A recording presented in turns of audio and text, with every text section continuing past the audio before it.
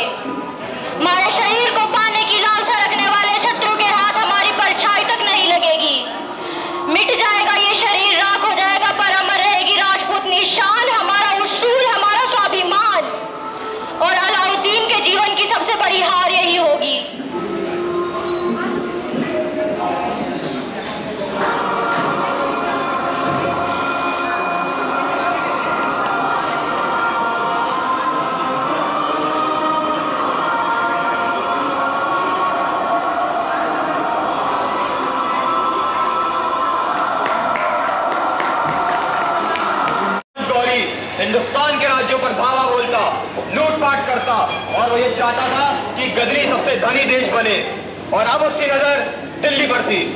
वही दिल्ली जहां सम्राट पृथ्वीराज चौहान विराजमान थे, वे बहुत वीर और युद्ध कला में निपुण थे। महाराज की जय। अभी अभी सूचना मिली है कि गजनी के सुल्तान मोहम्मद गौरी ने दिल्ली पर धावा बोल दिया।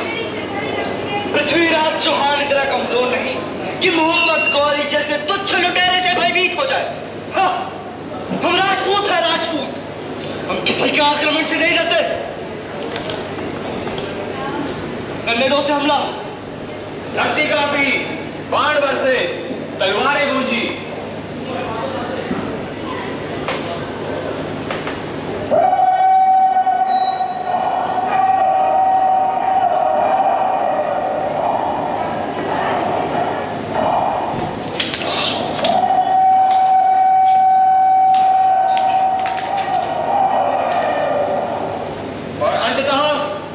पृथ्वीराज के हाथों पराजित हो गया।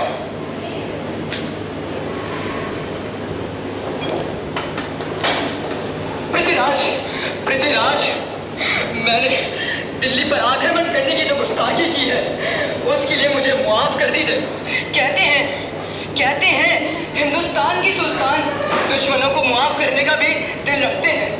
तुमने ठीक सुना है, हम निहत्ते व्यवहार नहीं, फिर चाहे वो हमारा शत्रु ही क्यों, हम तुम्हें भी माफ कर सकते हैं यदि तुम ये वचन दो कि तुम दोबारा आंख उठाकर भी भारतवर्ष की ओर नहीं देखोगे।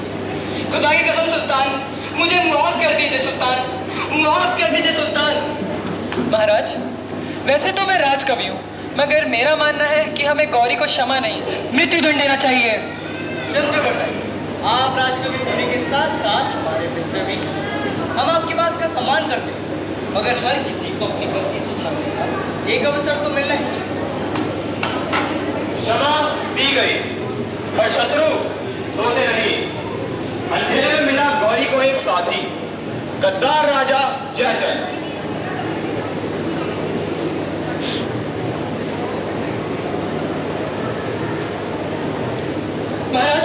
महाराज, अभी अभी सूचना मिली है कि कन्नौज के राजा जयचंद ने गौरी के साथ संधि कर ली है और दिल्ली पर धावा बोल दिया है। क्या कहा? गौरी और जयचंद ने संधि कर ली? हम बाहर के दुश्मन को तो एक बार माफ भी कर सकते हैं, मगर देशद्रोही को कदापि नहीं। सैनिकों, युद्ध के लिए तैयार हो जाओ। फिर से युद्ध के नगाड़े गूंजे। लालच और महत्वाकांक्षा से भरी सेना दिल्ली की ओर बढ़ी।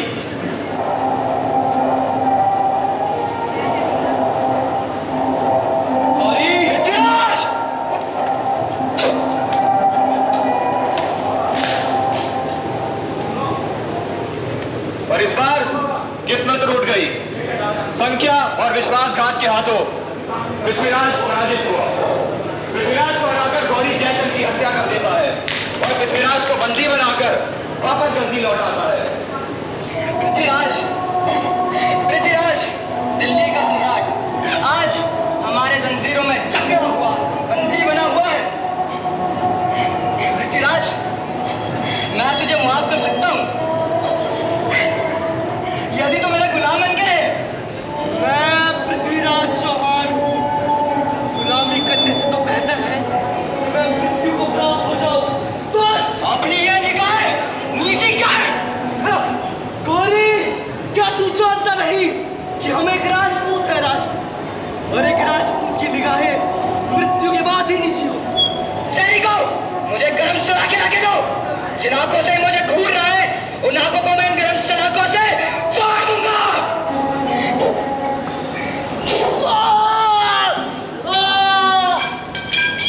इसे हम इतनी आसानी से मृत्युदंड नहीं देंगे, इसे कारावास में डालो।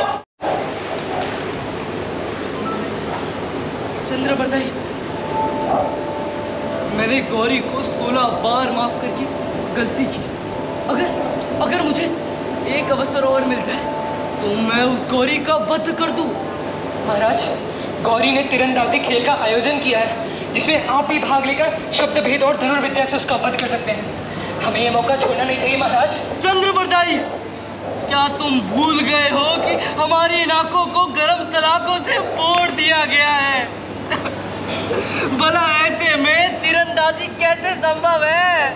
महाराज, आप बस देखते जाइए महाराज। उन्हीं के पास शब्दों से भी घातक चीज थी, एक योजना जो गौरी का अंत लिखने वाली थी।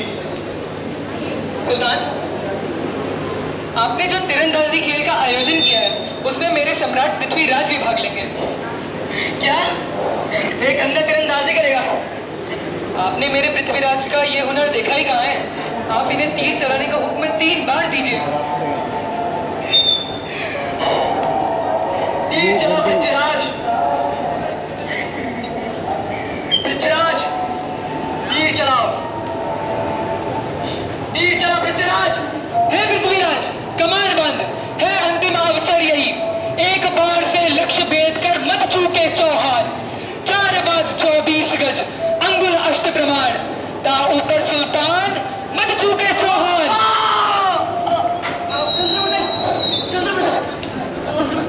चंद्रप्रदेश, मैंने अपने अपमान का बदला ले लिया। चंद्रप्रदेश, मैंने अपने अपमान का बदला ले लिया। चंद्रप्रदेश, ये शोर कैसा है? चंद्रप्रदेश, ध्यान से सुनो, दुश्मनों के हाथों मृत्यु से तो अच्छा है कि तुम्हें मुझे मार दो। चंद्रप्रदेश महाराज, मैं ऐसे नहीं कर सकता महाराज। चंद्रप्रदेश, तुम्हें ये करना ही होगा। आप मेरे मित्र हैं महाराज। चंद्रप्रदेश, ये हमारा आदेश है।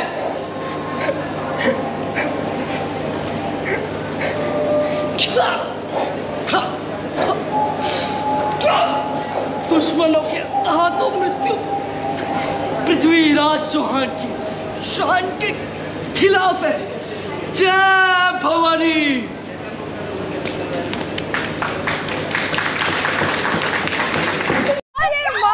माँ, तुमको पता है मेरा दिल्ली स्टेट लेवल में सिंगिंग में सिलेक्शन हो गया। माँ, मैं बता नहीं सकती मैं कितनी ज्यादा खुश हूँ। मैं भी बहुत खुश हूँ। अरे भैया आप बैठो, लक्ष्मी बैठो।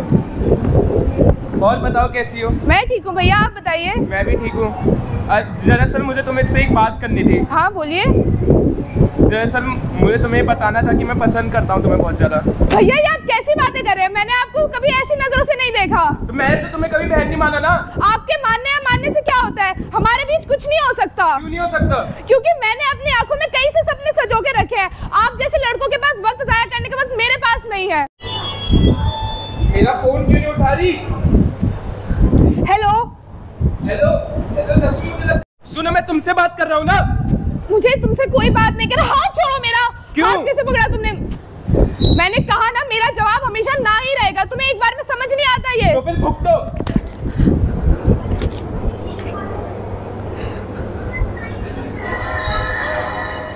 हेलो हेलो,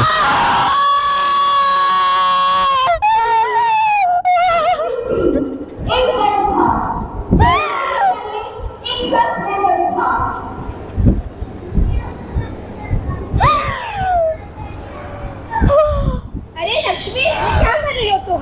तुम इन सब चीजों के लिए नहीं बनी हो। तुम्हें क्या लगता है ये आंसू बहाने से सब कुछ ठीक हो जाएगा? अरे खड़ी हो, उठो, लड़ो अपने लिए। उसने तुम्हारे चेहरा जलाया है, सपने नहीं, इसलिए लड़ो अपने लिए। सपने, लेकिन जिंदगी हमेशा सपनों के रंगों में नहीं रहती। कभी-कभी एक पल, एक घंटा सब कुछ बदल देता है। क्या गलती थी मेरी? ना कहा या किसी की हाथ छीन ली? यही गलती थी ना मेरी कि मैंने ना कहा। तो एक गलती मैं इस सभी देशवासियों से करने को भी कहती हूँ। ना कहिए, खुले में एसिड की बिक्री को ना कहिए, ताकि कोई मासूम को मेरे जैसा दर्द ना सहने को मिले, ताकि मेरे जैसी लक्ष्मी फिर इस समाज में उभर के ना आ सके। क्यों दर्द सहूं मैं? क्या गलती थी मेरी? गाना चाहती थी, आवाज जब बढ़ाना चाहती थी अपनी, यही उस दरिंदे के जी में आया होगा कि बंद कर दो इसको, कैद कर दो। लेकिन वो भी सुन ले और देश के सभी सुन ले, मैं चुप नहीं रहने वाली। मैं बोलूंगी, इस देश में सभी उन औरतों को खड़ा होने को बोलूंगी। ना कहे, देश में खुली एसिड की बिक्री को ना कहे, ताकि मेरे जैसी लक्ष्मी फिर वापस ना आ सके। हम पहरेदार हैं इसके, हम इसके मतवाले हैं। प्यारे वतन के लिए हम जान भी देने वाले हैं। इसकी हर एक सांस हमको निराली लगती है। 100 जीवन कुर्बान है इस पर, हम इसके मतवाले हैं। 8 नवंबर 1929 दो नौजवान दिल्ली के केंद्रीय विधानसभा मौत को हाथ में लेकर आए थे, किसी को मारने नहीं बल्कि उस बहरी सरकार को सुनाने के लिए। भगत, अगर हम आज पकड़े गए तो शायद फिर कभी न लौट पाए। दत्त, हम लौटने नहीं आए हैं, हम आए हैं इस बहरी सरकार को सुनाने। और याद रहे, क्रांति ना ही कभी दबाई जा सकती है, ना ही कभी मिटाई जा सकती है, तो लौटने का ख्याल छोड़ दो। बटुकेश्वर दत्त और भगत सिंह आज दिल्ली आए हैं कुछ ऐसा करने जो सिर्फ कोई सरफरोश ही सोच सकता है। पब्लिक सेफ्टी एक्ट पास। ये हम उसकी आवाज है जिसे दबाया जाता है। इंकलाब जिंदाबाद। आज हमने ये बॉम्ब दीवारों के लिए नहीं, इस बहरी सरकार को सुनाने के लिए फेंके हैं। Catch them, please catch them. They are the terrorists. हम इन्हें फांसी पर चढ़ा देंगे। तुम्हें क्या लगता है तुम्हारी बेड़ियां हमें रोकेंगी? गलत लगता है तुम्हें, क्योंकि लोहा से हाथ बांध सकता है, हमारे जज्बात नहीं। हमारी जान, वो उसकी कीमत तो कुछ नहीं, लेकिन हमारे सपनों की कीमत बहुत कुछ है। आज है कोर्ट की सुनवाई का दिन। हो सकता है इन्हें फांसी की सजा मिले, पर इनके चेहरे पे जरा भी शिकंद नहीं। आखिर क्यों? क्योंकि शायद इनके लिए देश का प्यार किसी पागलपन से कम नहीं। 8 अप्रैल 1929 इन 2 जुर्मियों ने हमारे कोर्ट में आकर बॉम्ब रोकने की, बॉम्ब फूकने की जोखिम उठाया है। हम इनको फांसी पर चढ़ाना चाहेंगे। Do you accept the fact कि तुमने इस असेंबली में बॉम्ब फेंका था? हाँ, मैं मानता हूँ मैंने बॉम्ब फेंका, मगर वो बॉम्ब मारने का नहीं, नींद खोलने का था। हर गांव से आवाज उठेगी, इंकलाब जिंदाबाद। वो सिर्फ 23 साल का था, हंसता था, सपने देखता था, पर फिर भी उसने हंसते हंसते फांसी की सजा को मंजूर किया, क्योंकि उसके लिए माँ की कोख से बढ़कर थी ये मातृभूमि। मरते मरते भी इस देश की मातृभूमि को बचाएंगे और कभी भी इसका सर नहीं झुकने देंगे। इंकलाब जिंदाबाद, भारत माता की जय।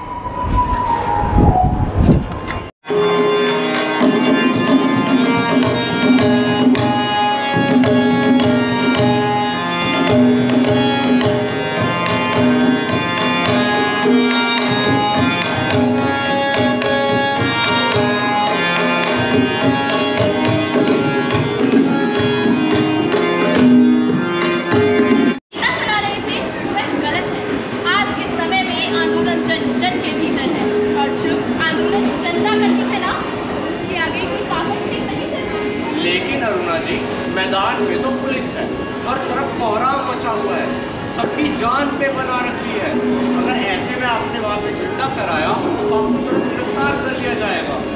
मंत्री जी, इतनी कमजोर नहीं है हमारी भारतीय स्त्री। वाह करुणा जी, आप एक बहुत ही साहसी महिला है। इतिहास आपको हमेशा याद रखेगा। मुझे आजादी चाहिए, एक देश की आजादी जहाँ हर कोई बिना डर के अपना तिरंगा फहरा सके, बिना डर के उसे सलामी दे सके।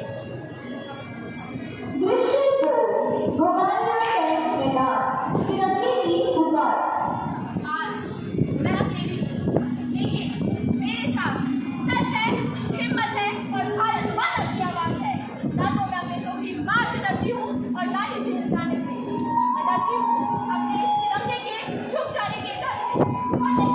अब ये तिरंगा कभी नहीं झुकेगा।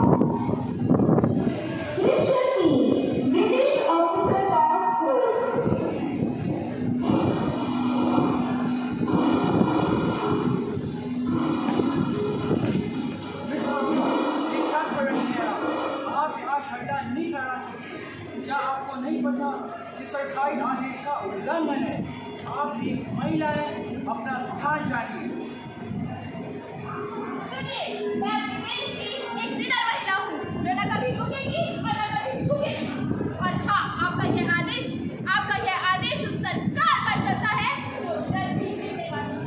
उस जैसी निडर महिला पर आपका यह आदेश काम नहीं करता। और नहीं मालूम है तो झांसी की रानी भी महिला थी, उन्होंने भी अपने राज्य के लिए संघर्ष किया, पुरुषों के बीच खड़े होकर अपने राज्य के लिए युद्ध किया। तो मैं अपने देश के सम्मान के लिए युद्ध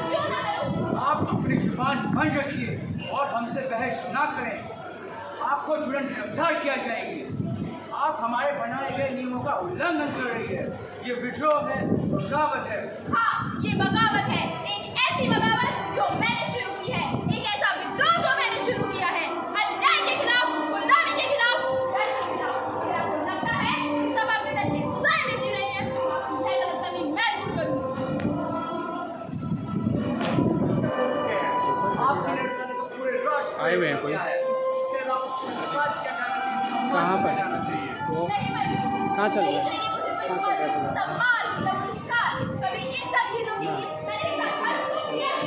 मैंने संघर्ष किया है एक आजाद हवा के लिए, एक ऐसी हवा जहाँ हर बेटी बेधड़क सांस ले सके, बिना डर के अपने सपने साकार कर सके। आंदोलन की नायिका भी कहा गया, जिन्हें अंग्रेज हुकूमत का राज आए, जिन्हें भारत रत्न मिला, लेकिन जिनका असली पुरस्कार था देश की आजादी। अंतिम दृश्य। मैंने तिरंगा इसलिए नहीं फहराया कि मैं हिम्मती थी, बल्कि इसलिए कि लोगों को मेरे हिम्मत की जरूरत थी।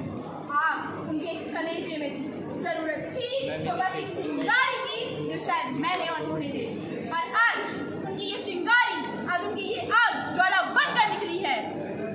आज अगर हम सभी आजाद हैं तो इसलिए क्योंकि एक महिला ने अपने डर को ललकारा, वह अपने बहन से लड़ी। उन्हें गर्व था कि एक महिला है, एक ऐसी महिला जो आजादी के लिए पूरे अंग्रेजी शासन से भिड़ गई। शायद हमने अंडरएस्टिमेट कर दिया भारतीय महिला की शक्ति को। नारी जब खड़ी होती है तो पूरी व्यवस्था हिल जाती है। भारत माता की जय। भारत माता की जय। भारत माता की जय। कहना चाहती है। हाँ, एक बार सुने तो थे, याद आया, रेडियो पे सुने थे एक बार। हाँ भैया, ये नाटक जगत के बहुत बड़े कलाकार थे, जिन्होंने आम जनता और मजदूरों के लिए बहुत कुछ किया है। आइए मैं आपको इनकी कहानी सुनाती हूँ। आओ नाटक देखो, आओ आओ नाटक देखो, आओ।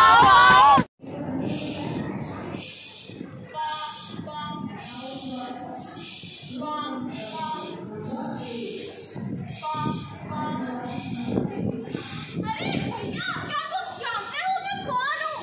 मैं इस मशीन की छोटी सी स्क्रू हूँ। अगर मैं ना हूँ तो इस मशीन का क्या होगा? ये टूट जाएगी, टूट। मैं इस मशीन की ऑपरेटर हूँ भैया, बहुत ही मेहनत है इसको चलाने में तो। हाँ, मैंने तो मालिक से बोला भी या तो ये मशीन बदल दो या तो इसके पुर्जे ठीक करा दो, लेकिन कराए नहीं। ऐसे काम करते करते तो मेरी चटनी बन जाएगी, चटनी। तो भैया, हमारा देश भी इस मशीन की तरह है और हम सब देशवासी इसके पुर्जों की तरह, परंतु मजदूर हमारे समाज को आगे बढ़ाने में बहुत ही महत्वपूर्ण भूमिका निभाते हैं। तो इसलिए रुक जा दो भूखे बंदी, अब खेचो लाल तलवार, कब तक सहोगे भाई जालिम के अत्याचार। हमारे रक्त से रंजित क्रंदन, अब दसो दिशाओं का रंग, 100 बरस का बंधन, एक साथ करेंगे भंग। ये अंतिम जंग है जिसको जीतेंगे हम एक साथ। गाओ इंटरनेशनल भाव, स्वतंत्रता का गान। सफदर हाशमी ने सैन टीचर कॉलेज से अपनी पढ़ाई पूरी। वे गढ़वाल यूनिवर्सिटी और कश्मीर यूनिवर्सिटी में पढ़ाया करते और लोगों को जागरूक किया करते थे। सन 1978 में उन्होंने मशीन नामक नाटक गाजियाबाद में प्रस्तुत किया था। अरे वाला, देखो न्यूज़पेपर में क्या लिखा है। दिखाओ दिखाओ क्या लिखा है। देखो देखो, न्यूज़पेपर में हमारे मशीन वाले नाटक के बारे में छपा है। मैं सोच रहा हूँ क्यों ना हम जननाट्य मंच के माध्यम से लोगों को और प्रेरित करें। इसके लिए मैंने हल्ला बोल नामक नाटक लिखा है। और क्यों नहीं, नया साल और नया नाटक है ना। सन 1989 1 जनवरी का दिन था जब गाजियाबाद के साहिबाबाद में अल्लाह बोल नाटक का मंचन किया जा रहा था। उसी बीच नाटक के दौरान पहले मुझे मारो, बाद में जोगी को हाथ लगाना। अरे बेटी, मर्दों के झगड़ों में मत पड़, कोई करा। छोड़ दो मुझे और एक बात कान खोल के सुन लो। अगर मैंने शादी की तो जोगी से ही करूंगी, नहीं तो जिंदगी भर कुमारी बन जाऊंगी। अरे बेटी, ऐसी बात अपनी जुबान पे क्यों लाती है? लोग पता नहीं क्या क्या सोचेंगे और पता है क्या कहेंगे। खुसर खुसर खुसर खुसर खुसर खुसर खुसर खुसर। अरे तो तुम भी बोल देना, खुसर खुसर खुसर खुसर। अरे तुम दोनों लड़ो मत। मैं भले ही अभी थोड़ा कम कमाता हूँ, पर मैं भी एक दिन मैनेजर बनूंगा ना। अरे बंद करें सब नाटक। वो तू आए ऐसा बस 2 मिनट का बचाए करने दो ना। नाटक का जल्दी खत्म करो। हटो यहाँ से।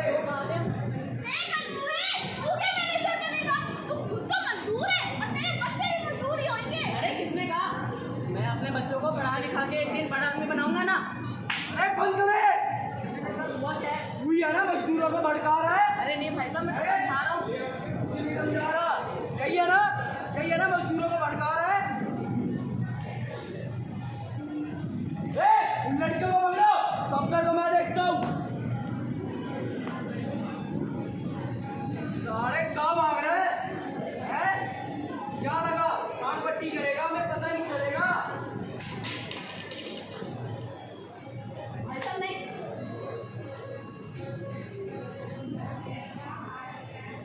एक दिन बाद 2 जनवरी 1989 को घोषित किया गया कि सफदर अपने, परंतु नाटक को क्यों छोड़ना, यह तो उनके उसूलों के खिलाफ था। इसीलिए 2 दिन बाद उसी जगह उसी मंच पर उनकी पत्नी मौलवी ने हल्ला बोल पूरा किया, क्योंकि नाटक सिर्फ एक कला नहीं, ये आवाज़ है लोगों की, जो कि कभी अधूरी नहीं हो सकती। कलम से जो लड़े, मंच को हथियार बनाया, न्याय की राह में जान भी गंवाया। नाटक बना उनका नारा, हल्ला बोल की आवाज। सत्ता डरी पर डर न सका वो आजाद परवान। भीड़ के बीच खड़ा सच का दिया जलाए, हर शब्द में उसने जुल्म को ललकारा। गांधियों को उजागर किया, चालों को खोला। वो गया नहीं है सफदर, जिंदा है हर नुक्कड़ में। जहां सवाल उठते हैं वहां उसकी रूह बोलती है।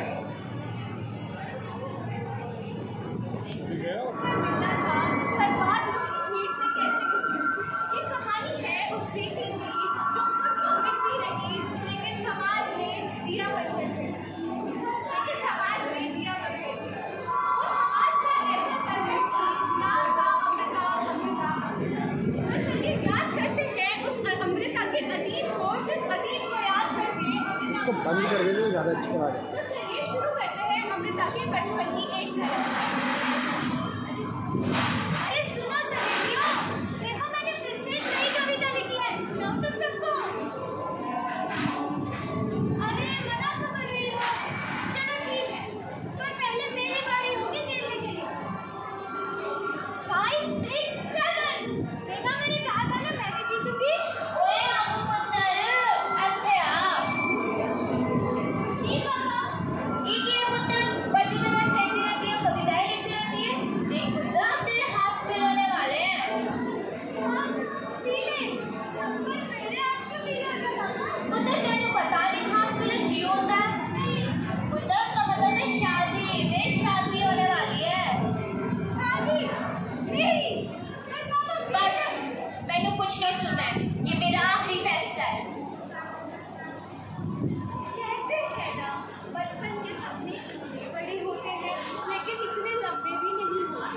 उसके पिताजी ने तो फैसला ले ही लिया था, पर वो क्या जानते थे उनका ये फैसला अमृता की जिंदगी को एक नए मोड़ पर ले जाएगा।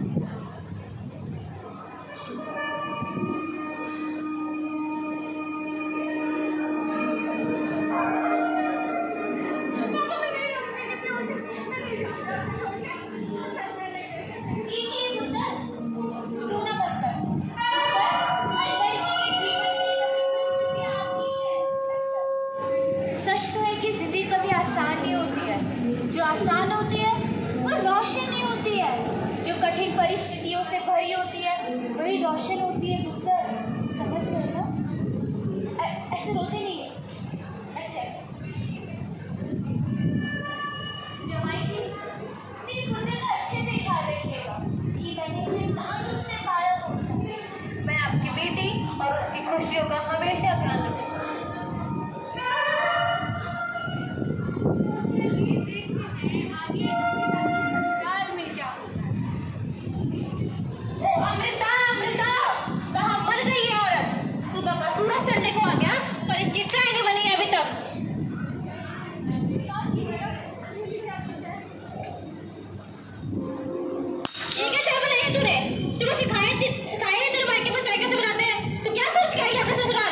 सो रियलिस्टिक, सो रियलिस्टिक। तो उससे जरा लड़ाई मुझसे? तेरे को पता भी है मैं कौन हूँ?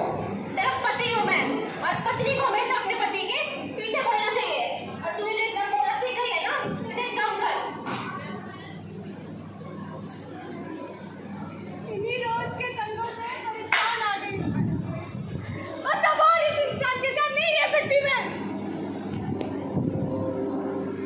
जा रही हूँ ये घर छोड़ के।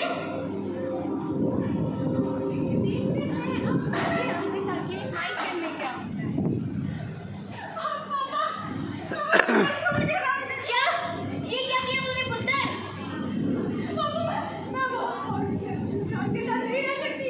पुत्र, तुझे ऐसा नहीं करना चाहिए था। मैं तेरी स्थिति समझ रहा हूँ, पर रो मत, ऐसे रो मत पुत्र। तू मेरे बहादुर बच्चे हैं ना, ऐसे रोते नहीं। बहादुर बन पुत्र, बहादुर बन। तू मेरे बच्चा है पुत्र। ये देख, जा अपनी कलम को पंख दे और ऐसा लिख कि हर औरत, हर बेटी इसमें अपनी आवाज सुन सके। जा पुत्र, जा। अमृता, उसने अपनी कलम को एक ताकत बनाया और ऐसा लिखा कि उसकी आवाज घर में बैठी हर दर्द पीड़ा वाली औरत तक उसकी आवाज पहुंच सके। सन 1947 में अमृता ने अपनी दर्द, लहू और आहट में रची है अपनी अमर कविता। आज अखा बारिश जानो इते खबरा विचो बोलना, आज लखा दिया रोया इते कोई कुछ मांगती, कोई कुछ मांगती। आज लखा दिया रोया कुछ समस्या को किताब दे इश्क दे अपने एक नवा वर्गा खोल। तू बोल, तू बोल बारिशा, तू बोल।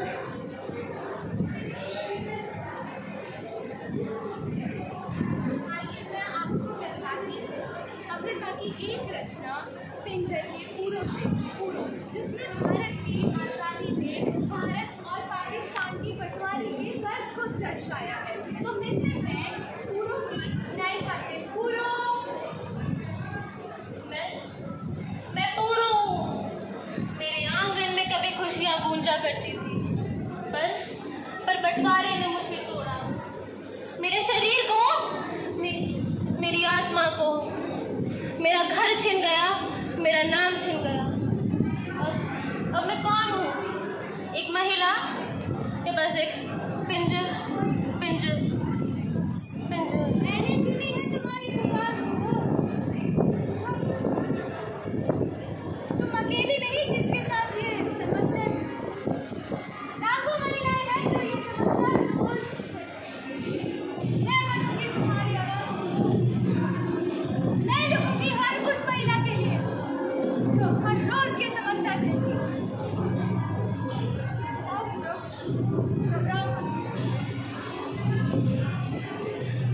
अमृता पंजाब की पहली लेखिका जिन्होंने सन 1982 में साहित्य पुरस्कार जीता अपनी उपन्यास कागज और कैनवास से। और वही अमृता ने सन 1994 में भी ज्ञानपीठ पुरस्कार भी जीता और वो सम्मानित भी थी। वो अपने बुलाना चाहती थी। अमृता की एक आत्मकथ्य रचयित्री है। लोग कहते हैं ये तो सिर्फ एक छोटी सी पर्ची है। तुम्हारा अनकहा प्रेम, तुम्हारी बगावती कविताएं, सब मैंने ही तो संभाला है अमृता। तुमने हर दर्द को शब्दों में डाल दिया है और शब्द अमर हो गए। सही कहती हो। मेरा जीवन भी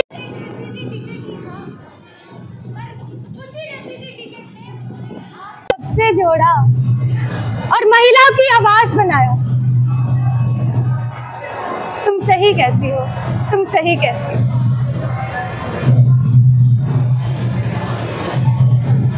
हर बार बुरा अतीत बुरा नहीं होता, बुरा अतीत बहुत कुछ सिखा देता है। अगर आज अमृता का अतीत बुरा ना होता तो शायद अमृता इस मुकाम पर ना होती। मेरे पिता ने मुझे कलम का सहारा दिया। पति ने सिखाया कि अकेले चलना भी था एक सफर। मैं लड़ी हर उस औरत के लिए जो घर में एक कोने में बैठे सहमे रहती थी, और उस दिल के लिए जो अपनी आवाज न उठा पाता था। मैं तेनू फेर मिला के कितने किवे इस गल दा पता नहीं, शायद तेरी मत्थे दी लकीर बन तेनू तकदी रवांगी, पर मैं तेनू फेर मिला। तेरी अमृता। 1 2 3 गो। धन्यवाद।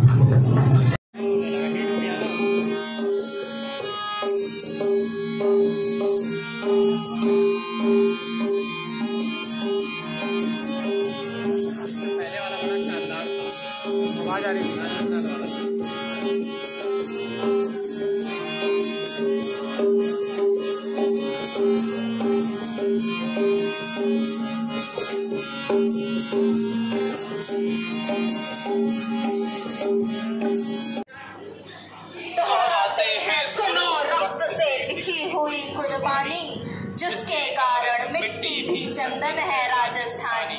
सुनो, ये है गोरा बादल की कहानी। रावल रत्न सिंह को छल से कैद किया खिलजी ने, कालजयी मित्रों से मिलकर दगा किया खिलजी ने। खिलजी का चित्तौड़ दुर्ग में एक संदेशा आया, जिसको सुनकर शक्तिशाली पर फिर अंधियारा छाया। 10 दिन के भीतर पद्मिनी का टोला यदि आया, यदि नरूप की रानी को तुमने दिल्ली पहुंचाया, तो फिर राणा रत्न सिंह का शीश कटा पाओगे और शाही शर्त रमानी को पीछे पछताओगे।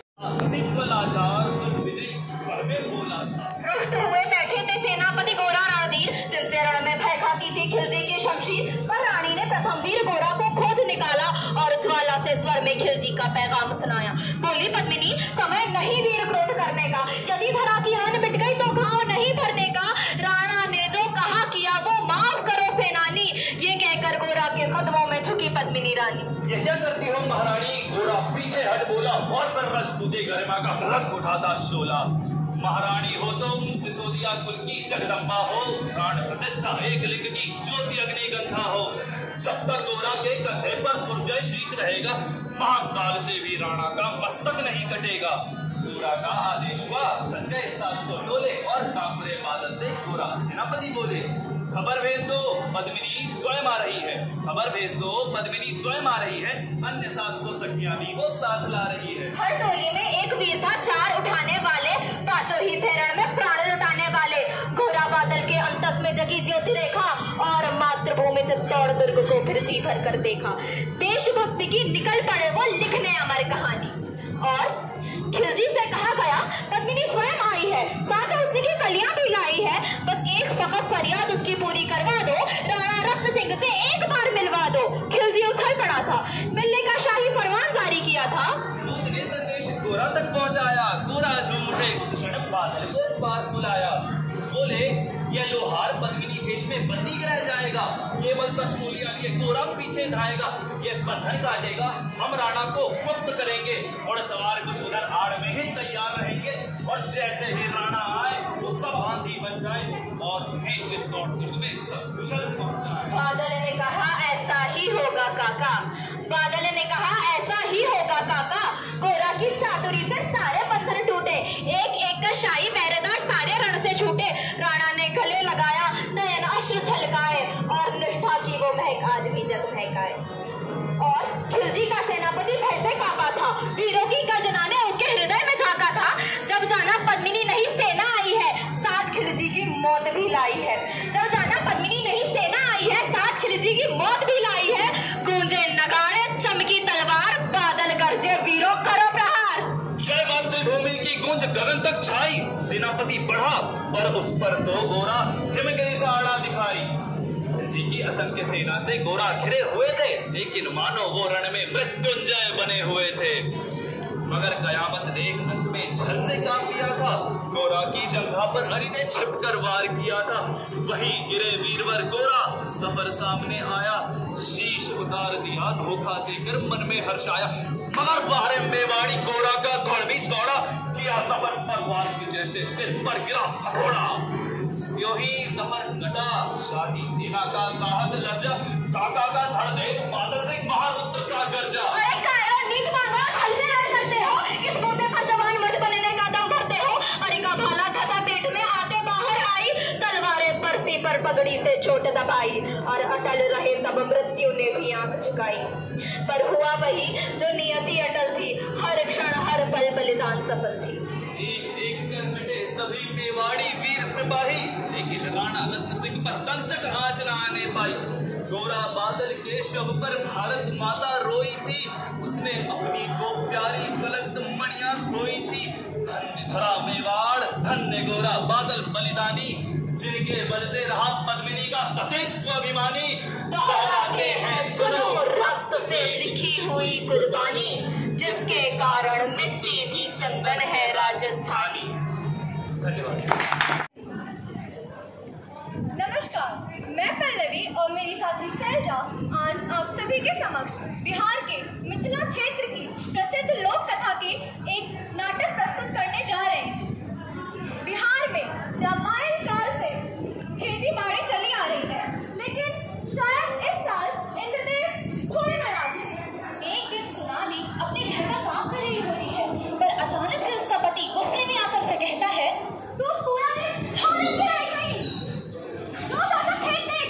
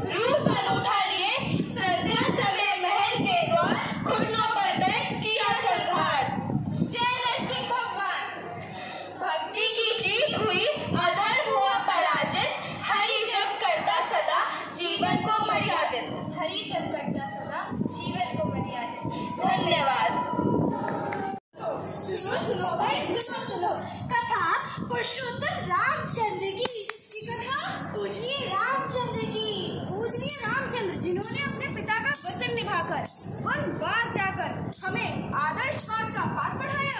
परंतु तुम्हें पता है क्या उनको इस स्थिति में किसने पहुंचाया? तो चलिए सुनते हैं हम आज कथा षड्यंत्रकारी मंत्रा की और राजा दशरथ की प्रिय पत्नी मां कैकेयी की। दशरथ कैकेयी मंत्रा।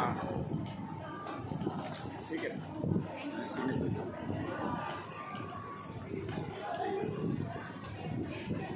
ओ मंत्रा, यह भी कितना सुंदर है। गले में मत डालो रानी। हे मंत्रा, ये कैसी घबराहट? आज तो आनंद कर है। कल मेरा राम राजा बनेगा और तू यहाँ पर मुंह फुलाए है। आनंद महारानी, कल आनंद का नहीं, कल तेरे विनाश का दिन है। विनाश का दिन? मंत्रा, मैं तो खुशियों के सागर में डुबकियां लगा रही हूँ। कल राम राजा बनेगा, अयोध्या के राज सिंहासन पर बैठेगा। हे मूर्ख महारानी, वो राम बनेगा राजा, तेरा पुत्र भरत बनेगा दास और तू बनेगी दासी। हे मंत्रा, यह क्या विष घोल रही है तू? यह क्या विष घोल रही है? विष और अमृत में अगर तुझे फर्क पता होता तो आज ये दिन मुझे देखना नहीं पड़ता। जो होनी है वो तो होएगी, जो होनी है वो तो होएगी, पर मेरी इन बातों पर एक दिन तू अपना सर पटक पटक कर पछताएगी जब वो राम बनेगा राजा और तेरा पुत्र भरत बनेगा दास। हाँ, मैं समझ गई मंत्रा, तू मेरा भला चाहती है। निश्चय ही वो कट्टी राजा है, ये सत्य जान लिया मैंने। अब तू ही बुद्धिमान है, मुझे कोई मार्ग दिखा। हो भरत लाल का राज्य दिलर, कोई सरल उपाय बता। तो महारानी, तुझे याद है राजा दशरथ ने तुझे 2 वरदान दिए थे। जा मांग ले उन 2 वरदानों को, पर मांगना बड़ी चतुराई से, पर मांगना तभी जब राजा खाए सौगंध राम की। परंतु मंत्रा, मैं क्या वचन मांगूंगी, क्या वचन मांगूंगी? कह देना 2 वचन मांगती हूँ। पहला, वो राज तिलक भरत लाल का। दूसरा, राम को 14 वर्ष का वनवास। हे मंत्रा, मैं राम को वनवास क्यों राम को वनवास? ताकि इस पूरे कुल में और सब राज्यों के मुख पर सिर्फ मेरे भरत का नाम हो, सिर्फ मेरे भरत का। ठीक है मंत्रा, मैं समझ गई। अब मैं चली को बनने। प्रिया चरित का जाल बिछा दे। क्या बात है।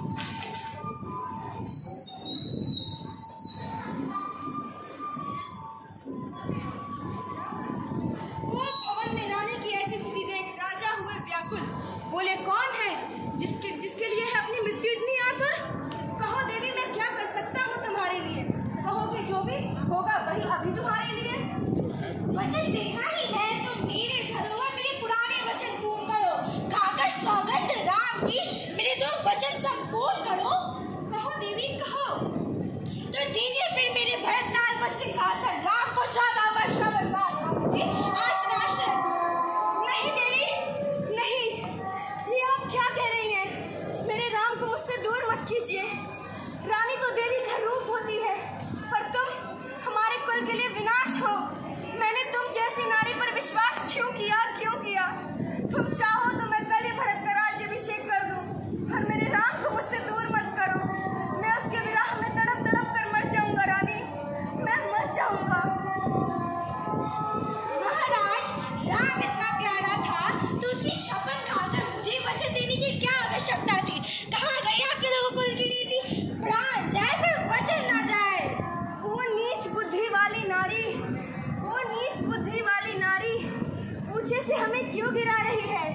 जो सत्य हमारा जीवन है तो उससे हमें डिगाती है। बस अब कर्तव्य तराजू में दशरथ का जीवन तुलता है। एक तरफ धर्म की पाठधारा, एक तरफ प्राणों का सौदा है। एक तरफ धर्म की पाठधारा, एक और प्राणों का सौदा है। हे रानी, मेरे तो प्राण प्रण पर है, मेरे तो प्राण प्रण पर है। मैं क्या, तू क्या, संतानें क्या? मैं क्या, तू क्या, संतानें क्या? सब कुछ बलिदान ऋण पर है, सब कुछ बलिदान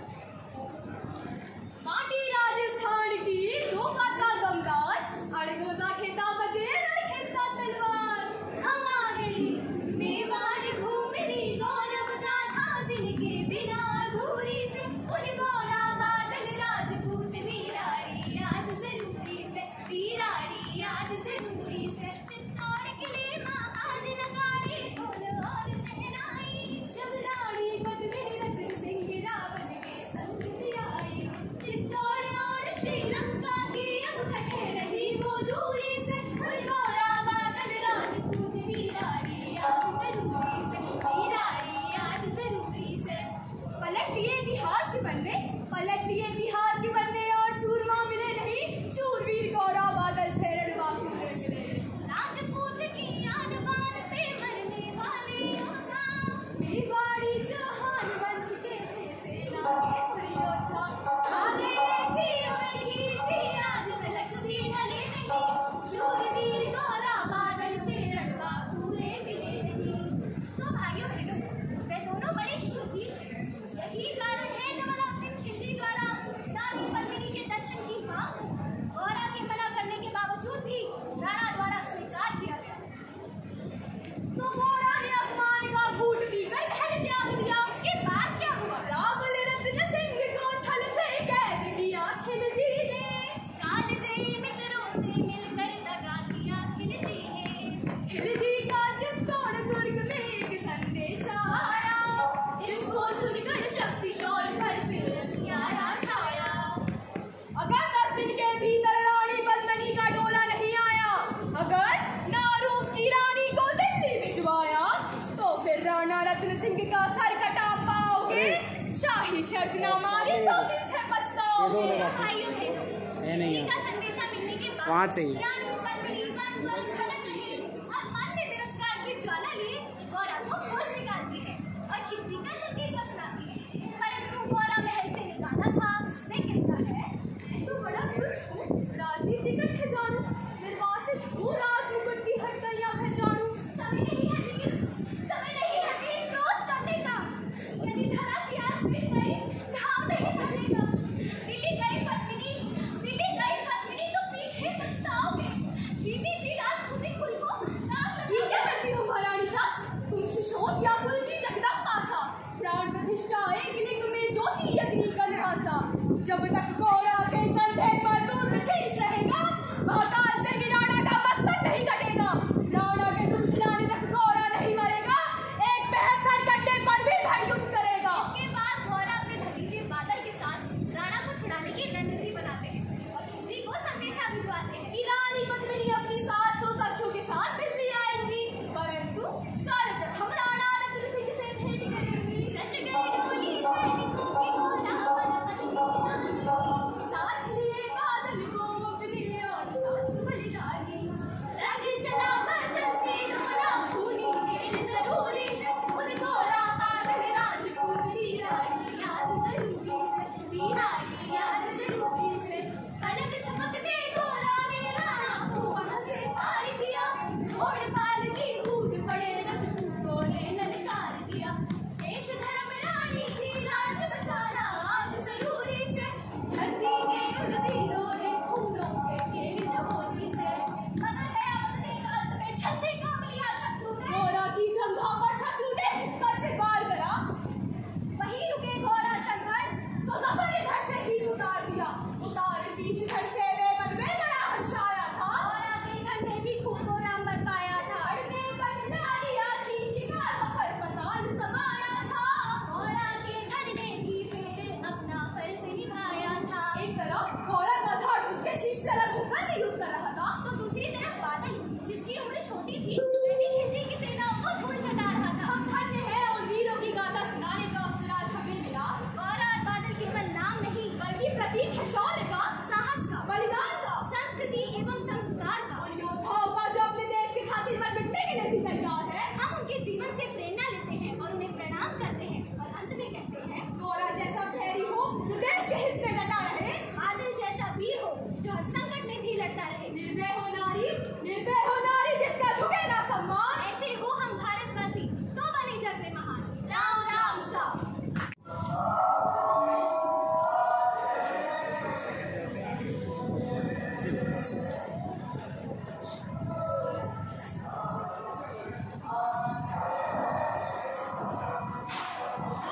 रेगिस्तान की मिट्टी में कहानियां हवा के साथ उड़ती हैं और उनमें से ही एक कहानी है रुदाली।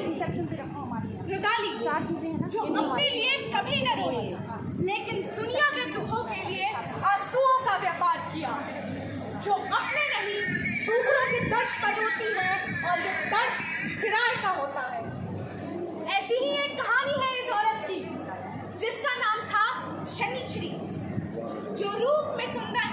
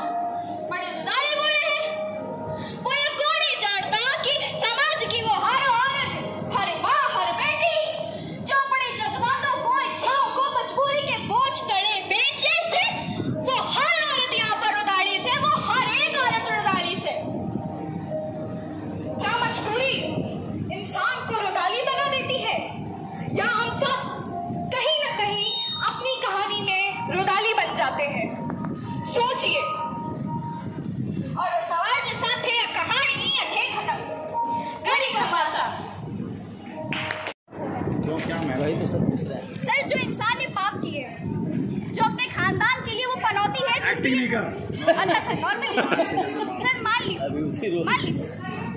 कोई है घर का सबसे बड़ा पापी इंसान जिसके बारे में कोई सर में ये नॉर्मली तो नॉर्मल बात कर सर मैं नॉर्मली भी ऐसी हूँ। सर आप मानिए अब मेरे टीचर वही है। ये बॉर्न एक्टर है सर। कैरेक्टर में ज्यादा चली गई।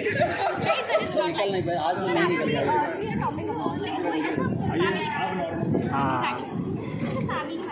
जिसको कोई ज़्यादा इम्पोर्टेंट नहीं मानता, उसने इतने पाप किए कि उसके बारे में कोई सोचना भी नहीं पर क्या अब उसकी मौत में कोई तो खास रहेगा नहीं, क्योंकि है तो वो घर का सबसे बड़ा पापी। और तुम्हें लगता है कि रुदाली सिर्फ वहीं रोती है जहाँ पर कोई नहीं होता? ना तो कहाँ रोती है? अगर मानी बहुत सारे लोग तब नहीं रोते। Sir please you take it. Sir रुदाली हर जगह। अभी तो तुम कह रहे हो बस जहाँ कोई नहीं होता वहीं। सर आपने महत्व पूछा था, मैंने महत्व बताया कि अगर रुदाली कहीं नहीं रोएगी तो यहाँ जरूर रोएगी। मैंने इस चीज़ का जवाब दिया। क्यों रोती है मैं ये पूछ रहा हूँ? पैसे कमाने पैसे के लिए। उसकी जरूरत क्यों पड़ती है? लोगों को क्यों नहीं जानते? क्योंकि उसे पैसों की जरूरत है और लोगों को उसकी सर एक चीज़ लोगों को उसकी जरूरत है और उसको पैसों की जरूरत है। ये सेकेंडरी कारण है। प्राइमरी है कि राजपूतों के आँख से आंसू निकलते नहीं। समझे बात? ओके। जब निकलते नहीं थे और निकलना ज़रूरी है। क्यों? जब किसी की मृत्यु होती है या कोई शोक की स्थिति होती है तो शोक की स्थिति में अपनी भावनाओं को व्यक्त करना बहुत ज़्यादा ज़रूरी है। शोक की स्थिति सुन ले अब। शोक की स्थिति में या ऐसी स्थिति में जब हमें अपनी भावनाओं को व्यक्त करना है तो भावनाएं व्यक्त करना जरूरी है। उस स्थिति में शोक करना, रोना, परेशान होना एक स्वाभाविक बात है।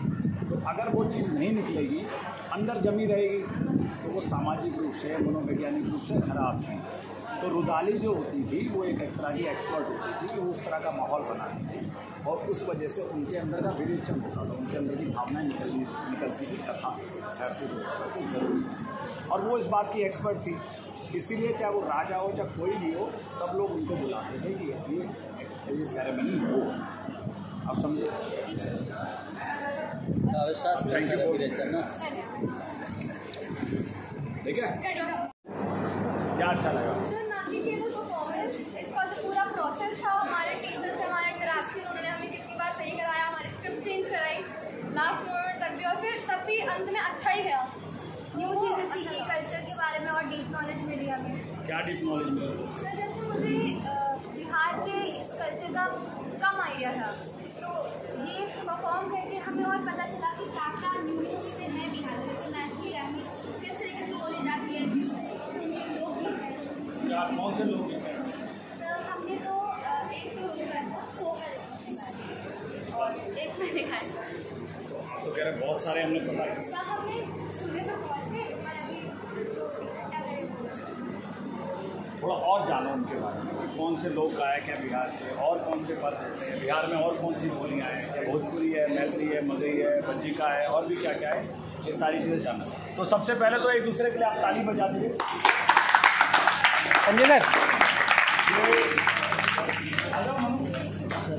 तो बहुत अच्छा परफॉर्मेंस आप लोगों का रहा। मैं आपके अध्यापकों को भी कह रहा था कि बच्चों ने बहुत अच्छी परफॉर्मेंस की और कई बच्चों ने तो इतना प्रोफेशनल परफॉर्मेंस की कि हम लोगों को भी लगा कि ये तो प्रोफेशनल आर्टिस्ट है।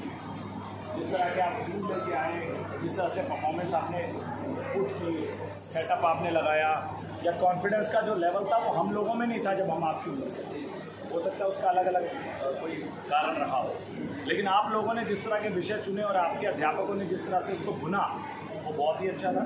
कुछ छोटी छोटी बातें बताना ज़्यादा ज़रूरी है ताकि आप आगे जाओ, अगली परफॉर्मेंस करो तो इस बात को ध्यान में रखो। सबसे पहले कि दोनों के साथ साथ चलते हैं, सबसे पहले आप लोगों को ये समझना है कि स्टेज की अपनी एक सेटिंग है, ठीक है। अगर स्टेज की एक सेटिंग है तो उसमें एग्जिट और एंट्री कहाँ से लेनी है हमको क्लियर होना चाहिए। मान लीजिए आपने घर वहाँ पे बना रखा है तो उसी जगह से एंट्री लेनी, कभी यहाँ से कभी यहाँ से कभी यहाँ से, अलग अलग जगह से आप आएंगे तो ठीक नहीं होगी। दूसरी बात है जितना स्पेस आपको मिला है, अब सपोज कि हम लोग यहाँ पर बैठे तो ये हमारा परफॉर्मिंग स्पेस है, तो परफॉर्मिंग स्पेस जहाँ पर है उसको पहले मैप कर लो कि हम किस परफॉर्मिंग स्पेस पर कर रहे हैं। कभी कुछ स्टूडेंट्स ऑफ स्टेज जाके कर रहे थे, कुछ सेंटर में कर रहे थे, किसी को पता था कि उसको कैसे करना है। सेम बात स्टेज का जो सेटअप आपने लगाया है, सेटअप को भी डिवाइड करना है। कुछ टीमों ने बहुत अच्छे से पूरे स्पेस पे डिवाइड किया हुआ, तो लग रहा था कि पूरा स्पेस फिलअप है, बैलेंस है। अगर पूरा स्पेस फिलअप भी नहीं है तो बैलेंस करना जरूरी है अपनी समझ के साथ। लेकिन किसी का एरिया कहीं पर लगा हुआ और कुछ है नहीं, कुछ लोगों ने इस्तेमाल कुछ चीज़ों को किया नहीं। दूसरी बात क्या है कि एक तो उच्चारण अच्छा होना ज़रूरी है। अच्छा से मतलब भावानुकूल पात्रानुकूल होना ज़रूरी है। बहुत सारी हिंदी के शब्द आपके ठीक नहीं थे, उसको ठीक आप लोग कर सकते हैं। अच्छा, एक और चीज़ के रिएक्शंस, जैसे अभी मैं बोल रहा हूँ इसने सर हिलाया, ये बताया, ये रिएक्शन था। ये हम लोग प्ले में नहीं दे रहे, प्ले में सिर्फ एक्शन पे फोकस कर रहे हैं कि हम लोग सिर्फ एक्शन करें, तो वो ध्यान रखें कि एक्शन पे फोकस करना जरूरी है। और एक फ्लैट रीडिंग बहुत हो रही है, बहुत सारी इसमें डायलॉग बोल रहे हैं, डायलॉग को वैसे बोलते जैसे भाषण प्रतियोगिता में आए, तो भाषण प्रतियोगिता में बोलना और अभिनय प्रतियोगिता में बोलने में कुछ जो डिफरेंस होगा उसको आप लोग वर्कआउट कीजिए कि वो डिफरेंस क्या है। जो ये लोक कथाओं वाला था, तो लोक कथाओं में मैं ये उम्मीद कर रहा था कि लोक शैली भी अपनाएंगे। कुछ टीमों ने अपनाई, कुछ टीमों ने सिर्फ लोक कथाओं को आधुनिक तरीके से किया। तो लोक कथाओं को लोक शैली में भी करते तो और अच्छा लगता ना। तो इन चीज़ों का आप लोग ध्यान रखेंगे तो और अच्छी परफॉर्मेंसेस होंगी। और जैसे कुछ लोग तकनीकी रूप से माइक वगैरह में भी उलझे थे, इतने छोटे स्पेस के लिए माइक की ज़रूरत नहीं है हमसे, क्योंकि माइक में उलझोगे तो फिर चीज़ों को उस तरीके से आप पूरा नहीं कर पाओगे। और एक जॉय ऑफ परफॉर्मेंस होता है, मतलब परफॉर्म करके मज़ा आना चाहिए, तो वो भी थोड़ा सा आप लोग देखें। अभी क्या लग रहा था, बहुत सीरियसली परफॉर्म कर रहे थे, मतलब जैसे पता नहीं क्या जीतने के लिए परफॉर्म कर रहे थे। तो जीतना या हारना तो वो एक अलग बात है, जाहिर सी बात है। अगर 8 टीमों ने परफॉर्म किया तो एक ही जीतेगी, दूसरी सेकंड आएगी, तीसरी थर्ड आएगी, लेकिन परफॉर्मेंस का जो जॉय है, परफॉर्मेंस का जो मज़ा है, वो आना बहुत ज़्यादा ज़रूरी है। और आप लोग दूसरे की परफॉर्मेंसेस देख रहे थे, किस किस की देखी, आपने किसकी देखी? सर मैंने देखी थी, एक तो फर्स्ट नंबर पे जीता था, दूसरा एसिड वाला देखा था मैंने, और तीसरा देखा था हम लोगों ने जिनका 4 लोगों ग्रुप था। एक्चुअली उन्होंने क्या था, मेरे को उनका एक्चुअली पूरी करके याद थी, पर स्वतंत्रता तो तब होगा ना जब, नहीं सर अंग्रेज़ों का था उनका। हाँ वही कह रहा हूँ, इसलिए दूसरे की परफॉर्मेंस देखना ज़्यादा ज़रूरी है। वो इसलिए कि हम लोग समझे ना एक दूसरा कि क्या कर रहे हैं। तो ये सारी चीज़ें आप लोग इम्प्रूव कर लेंगे तो और अच्छा रहेगा। और बहुत बहुत शुभकामनाएँ। और आप सब जितने भी है ना, थोड़ा वोकल क्वालिटी पे थोड़ा ध्यान दो। थिएटर आप में से पता नहीं कौन आगे जाके थिएटर करेगा नहीं करेगा, but vocal quality louder louder, मतलब समझो, देखो आवाज़ देखो कहाँ गई है। मैं नॉर्मल बोल रहा हूँ, मैं चिल्ला भी नहीं रहा। लाउड बोलना कोशिश करो, लाउड बोलने की। एक तो आप गवर्नमेंट स्कूल में, मैं केवी राजस्थान में गया था, वहाँ पे कुछ ऐसे बच्चे थे, कहते अरे सर लाइट चली जाती है ना, क्या करें। वो लाउड बोलते थे, वो असेंबली में लाउड प्रेयर करते थे और वो कराते थे। मैं बहुत इंप्रेस हुआ था उन बच्चों से। आप केवी के, मैं इसलिए आया हूँ क्योंकि मैं केवी में ही जाता हूँ, केवी के बच्चों को ही पढ़ाता हूँ। लाउड बोलना कोशिश करो, सांस लो। एक तो सब भगा रहे थे, लाइनें भगा रहे थे, सांस नहीं लेते, सांस लो बेटा। आर्मी का एरिया है, यहाँ पे आर्मी का जिक्र हो रहा था, यहाँ पे अगल बगल, अरे तो आर्मी वाला एरिया, सांस लो। आर्मी वाले बड़ी अच्छी सांस लेते हैं, 3 सेकंड सांस लो, 3 सेकंड रोको, 3 सेकंड छोड़ो। थिएटर में बहुत इस्तेमाल होता है, बोलने में भी बहुत इस्तेमाल होता है। एंग्शियस हम बहुत होते हैं, फिजिटिंग करते हैं, वो सब निकाल दिया। और परफॉर्मेंस बेटा, लाइनें वाइनें में क्या बोलूँ, देखो छोटे हो, लाइनों याद करना या भूल जाना कोई नहीं, स्टेज का यूज़ आपको नहीं पता चलेगा। थीम जो आप चूज़ कर रहे थे वो एसिड अटैक वाली थीम, कहाँ थी वो? सुपर। कौन था वो एसिड अटैक वाला? हाँ बहुत बढ़िया है, ऐसी थीमें चूज़ करो। हिस्ट्री में जा रहे हैं, mytho, Mughals versus Rajput, it's good, but ऐसी थीम चूज़ करो क्योंकि ये रोज़ हो रहा है। अभी मैं आपसे बात करूँ, किसी एक लड़की ने मुँह पे ऐसे फेंक रहा होगा कोई आदमी, समझ रहे हो? ऐसी थीम्स को चूज़ करो क्योंकि ये सोशल इशू है। लोग जागरूक यहाँ से होंगे, पुरानी बातों पे तो लोग सो जाते हैं। मैं तो फिर भी देख रहा हूँ क्योंकि मैंने रोल करे हैं, मुझे पता होता है ओह अच्छा हाँ मेरी गलती। मैं जब तुम्हें देख रहा था मुझे अपने रियलाइज़ होते यार, इस रोल को ऐसे कर सकते थे, उस रोल को वैसे कर सकते थे, क्योंकि मैंने करे हैं माइक को, मैंने तुगलक का रोल करा है। लेकिन थीम्स ऐसी चूज़ करो, एसिड अटैक वाली।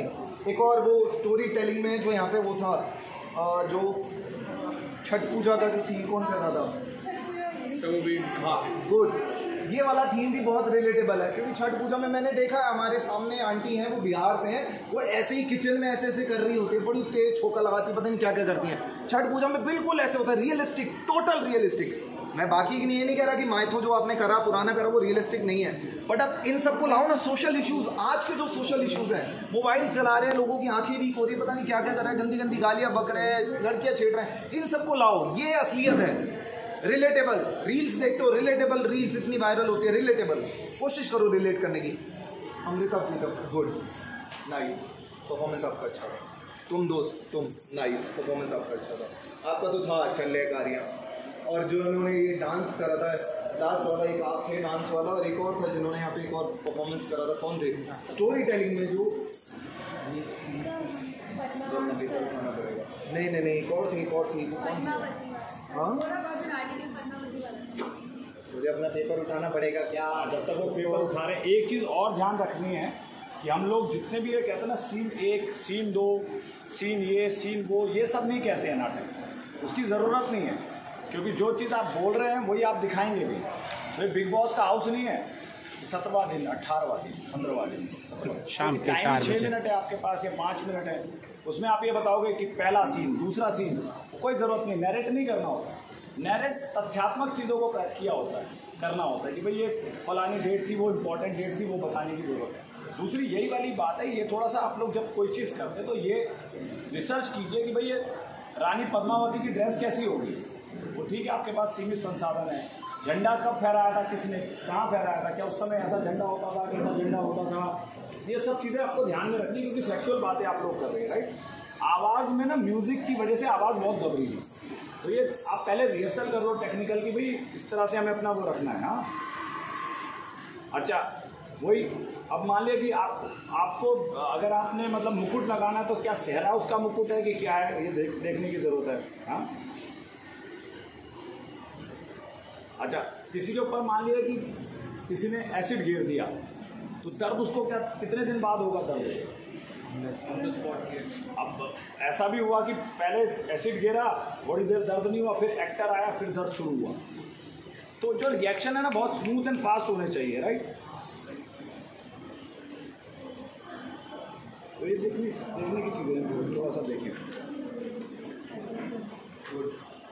और दूसरी खुद बोलिए क्योंकि मैं वो लिख रहा था, तुम्हारे राइटअप देख रहा था। राइटअप से तो कुछ नहीं होता, बट हाँ ओवरऑल परफॉर्मेंस से मुझे ज़्यादा वो हुआ। ठीक,